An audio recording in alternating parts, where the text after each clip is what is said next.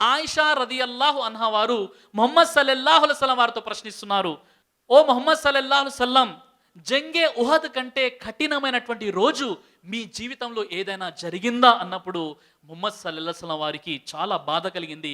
అప్పుడు ముహమ్మద్ సల్లల్లాహు అలైహి వసల్లం వారు అంటున్నారు, ఓ ఆయిషా, నా భార్య అయినటువంటి ఖతీజా రదియల్లాహు అన్హా చనిపోయారు. ఆ తర్వాత నా సంరక్షకుడు అయినటువంటి అబూ తాలిబ్ కూడా చనిపోయాడు. అప్పుడు నేను ఏకాకిగా మిగిలిపోయాను. అలాంటి సందర్భంలో అబూ జహల్ నన్ను మక్కా నుండి గెంటి వేస్తే నేను కనీసం తాయిఫ్ ప్రజలన్నా ఇస్లాం ధర్మాన్ని స్వీకరిస్తారని తాయిఫ్కి వెళ్ళాను అని రసూలుల్లాహి సల్లల్లాహు అలైహి వసల్లం వారు చెప్తున్నారు. మహాప్రవక్త ముహమ్మద్ సల్లల్లాహు అలైహి వసల్లం వారు జైద్ బిన్ హారిస్ రదియల్లాహు అన్హు వారు తాయిఫ్ పట్టణానికి వెళ్ళారు. అప్పుడు ముహమ్మద్ సల్లల్లాహు అలైహి వసల్లం వారి వయసు 51 సంవత్సరాలు. జైద్ బిన్ హారిస్ రదియల్లాహు అన్హు వారు ఇద్దరు కలిసి మక్కా నుండి 70 మైళ్ళ దూరంలో ఉన్నటువంటి తాయిఫ్ పట్టణానికి కాలినడకన వెళ్ళారు. అక్కడికి వెళ్ళి ప్రవక్త వారు అనుకున్నారు, ముందు ఆ జాతి నాయకులు సత్యాన్ని స్వీకరిస్తే, ఇస్లాం స్వీకరిస్తే ఈ ప్రజలందరికీ కూడా సందేశం అనేది అందుతుంది కదా అని ముందు అక్కడ Abde Yalail, Abde Hilal, Habib, Masud అనేటటువంటి ఆ జాతి నాయకుల్ని కలిసి ముహమ్మద్ సల్లల్లాహు అలైహి వసల్లం సవినయంగా ఎంతో ప్రేమపూర్వకంగా తౌహీద్, ఏకేశ్వరోపాసన సందేశాన్ని, ఇస్లాం ధర్మ సందేశాన్ని వారికి చేరవేయడం జరిగింది. ఆ దుర్మార్గులు ముహమ్మద్ సల్లల్లాహు అలైహి వసల్లం వారి సందేశాన్ని అర్థం చేసుకోకపోవడమే కాకుండా వారు ఏం చేస్తారంటే ఆకతాయి కుర్రాళ్లను ముహమ్మద్ సల్లల్లాహు అలైహి వసల్లం వారిపై ఉసిగొలిపి రాళ్లతో కొట్టమని పురిగొలిపారు. ముహమ్మద్ సల్లల్లాహు అలైహి వసల్లం వారు చాలా నిరాశతో, అయ్యో ఈ జాతి నాయకులు ఇస్లాం ధర్మాన్ని స్వీకరించలేదే అని ఎంతో కడు దీనంగా ఆయన అక్కడి నుండి బయలుదేరడానికి సిద్ధంగా ఉన్నారో లేదో వెంటనే ఆకతాయి కుర్రాళ్ళు, కొంతమంది యువకులు రాళ్ళు పట్టుకొని ఈలలు వేస్తూ చప్పట్లు చరుస్తూ హేళన చేస్తూ ముహమ్మద్ సల్లల్లాహు అలైహి వసల్లం వారిని రాళ్ళు తీసుకొని విసరడం మొదలుపెట్టారు. ఈ విధంగా రసూలుల్లాహి సల్లల్లాహు అలైహి వసల్లం వారిని 3 మైళ్ళ దూరం వరకు కూడా వెంబడిస్తున్నారు, రాళ్లతో కొడుతున్నారు. ఆయన శరీరంపై రాళ్ళు తగులుతున్నాయి. ఆయన శరీరంలో రాళ్ళు తగలని స్థానమంటూ ఏది లేదు.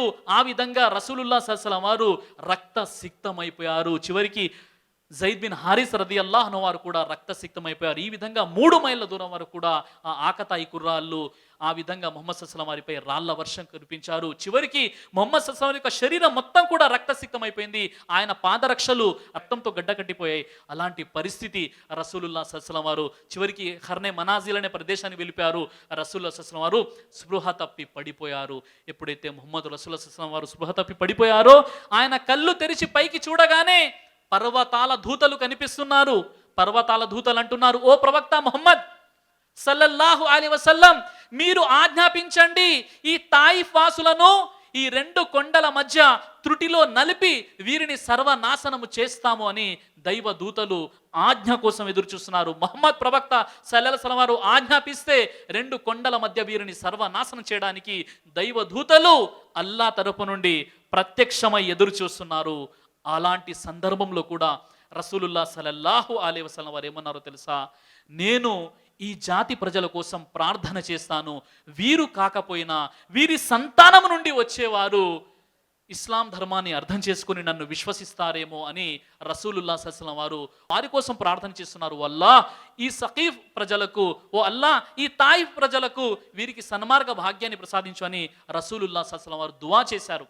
ప్రతీకారం తీర్చుకునే పూర్తి హక్కు, అధికారాన్ని కలిగిన తర్వాత కూడా రసూలుల్లాహి సల్లల్లాహు అలైహి వసల్లం పూర్తిగా ఆ తాయిఫ్ వాసులను క్షమించారే తప్ప ఆయన ప్రతీకారం తీర్చుకోలేదు మిత్రులారా. అలాంటి ప్రవక్త రసూలుల్లాహి సల్లల్లాహు అలైహి వసల్లం వారు హజరత్ జాబీర్ రదియల్లాహు అన్హు వారు అంటున్నారు, తాయిఫ్ సఖీఫ్ ప్రజలు ఏం చేశారంటే వారి బాణాల ద్వారా వారు మమ్మల్ని రక్తసిక్తం చేశారు. అలాంటి వారిని శిక్షించే బదులు ముహమ్మద్ సల్లల్లాహు అలైహి వసల్లం వారు వారిని క్షమించి వేసి వారి సన్మార్గం కోసం ప్రార్థన చేశారే తప్ప వారిని శిక్షించలేదు అని జాబీర్ రదియల్లాహు అన్హు వారు ఈ విషయాన్ని తెలియచేయడం జరిగింది మిత్రులారా.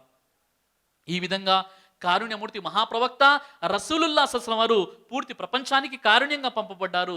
ఆయన బోధనలు కారుణ్యం, ఆయన జీవితం కారుణ్యం. ఆయన జీవితంలో ప్రతి క్షణము కూడా మనకు కారుణ్యమే కారుణ్యం కనిపిస్తుంది. కానీ ఈరోజు అలాంటి కారుణ్యం మనలో లేకపోవడం చాలా దౌర్భాగ్యకరమైనటువంటి విషయం మిత్రులారా.